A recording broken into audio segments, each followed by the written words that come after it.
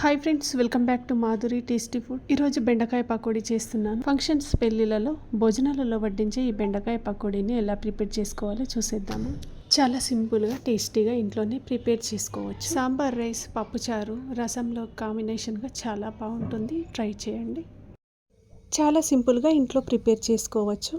ఈ బెండకాయ పకోడీ మీరు కూడా ట్రై చేసి ఎలా వచ్చిందో నాకు కామెంట్లో చెప్పండి. నా ఛానల్ని ఇంకా సబ్స్క్రైబ్ చేసుకొని వాళ్ళు ఉంటే సబ్స్క్రైబ్ చేసుకోండి. 1/2 kg బెండకాయలతో పకోడీ చేస్తున్నాను. బెండకాయ ముక్కల్ని ఇలా చిన్నగా తరిగి 1 కప్ శనగపిండి వేసుకోవాలి. 1 టేబుల్ స్పూన్ బియ్యం పిండి కూడా వేసుకోవాలి. 2 టీ స్పూన్స్ కారం, 1 teaspoon salt, 1 teaspoon ధనియా పౌడర్, 1 టీ స్పూన్ అల్లం వెల్లుల్లి పేస్ట్. అల్లం వెల్లుల్లి పేస్ట్ వేసుకుంటే టేస్ట్ చాలా బాగుంటుంది. ఇప్పుడు 1/2 టీ స్పూన్ పసుపు వేసుకోవాలి. బెండకాయ పకోడీ క్రిస్పీగా రావాలంటే చిటికేడు బేకింగ్ సోడా వేసుకోవాలి. బెండకాయ ముక్కలలో తేమ ఉంటుంది కాబట్టి వాటర్ వేసే అవసరం లేదు. మనం వేసిన ఇంగ్రీడియంట్స్ బెండకాయ ముక్కలకు బాగా పట్టేలా కలుపుకోవాలి. ఇప్పుడు స్టవ్ ఆన్ చేసి కడాయి పెట్టి డీప్ ఫ్రైకి సరిపడా ఆయిల్ వేసుకోవాలి. ఆయిల్ మీడియంగా హీట్ అయిన తర్వాత బెండకాయ ముక్కల్ని వేసేసుకోవాలి.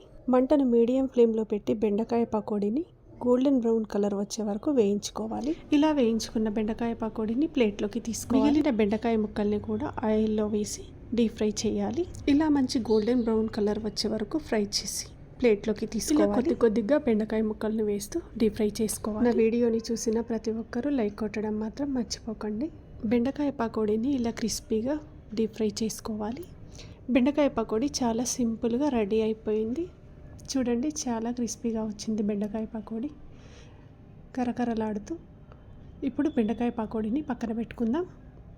ఇప్పుడు అదే ఆయిల్లో మంటను సిమ్లో పెట్టి 1/2 కప్పు పల్లీలు బాగా వేయించుకోవాలి. ఇలా పల్లీలు బాగా ఫ్రై అయిన తర్వాత బౌల్లోకి తీసుకోవాలి. ఇప్పుడు 10 జీడిపప్పు ముక్కలను కూడా వేసి బాగా ఫ్రై చేయాలి.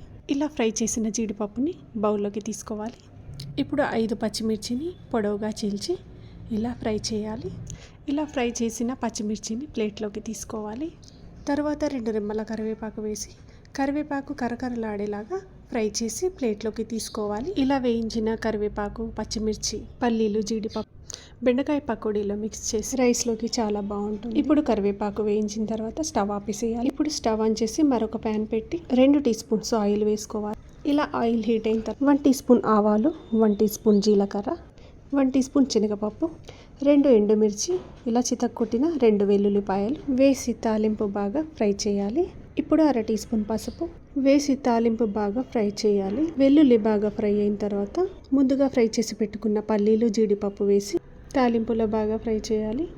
మంటను సిమ్లో పెట్టి ఫ్రై చేయాలి. ఇప్పుడు 1/2 teaspoon salt, 1 teaspoon కారం వేసి ఉప్పు, కారం, పల్లీలు, జీడిపప్పు తాలింపుకు పట్టే విధంగా కలపాలి. ఇలా బాగా కలిపిన తర్వాత ఇప్పుడు వేయించుకున్న బెండకాయ పకోడీ ముక్కలను కూడా వేసేయాలి. వేసి స్టవ్ ఆఫ్ చేయాలి. బెండకాయ పకోడీకి తాలింపు బాగా పట్టే విధంగా కలపాలి. బెండకాయ పకోడీని ఇలా కలిపేటప్పుడు ముందుగా వేయించి పెట్టుకున్న కరకరలాడే కరివేపాకు కూడా వేసేయాలి. కరివేపాకు వేసిన తర్వాత ముందుగా ఫ్రై చేసి పెట్టుకున్న పచ్చిమిర్చి ముక్కలను కూడా వేసేసి బాగా కలపాలి. ఎంతో టేస్టీగా కరకరలాడుతూ క్రిస్పీగా బెండకాయ పకోడీ రెడీ అయిపోయింది ఫ్రెండ్స్. తప్పకుండా ట్రై చేయండి. లైక్ చేయండి, షేర్ చేయండి, సబ్స్క్రైబ్ చేసుకోండి. సైడ్ డిష్గా చాలా బాగుంటుంది. మీరు ట్రై చేసి ఎలా వచ్చిందో నాకు కామెంట్లో చెప్పండి. ఓకేనా? బాయ్.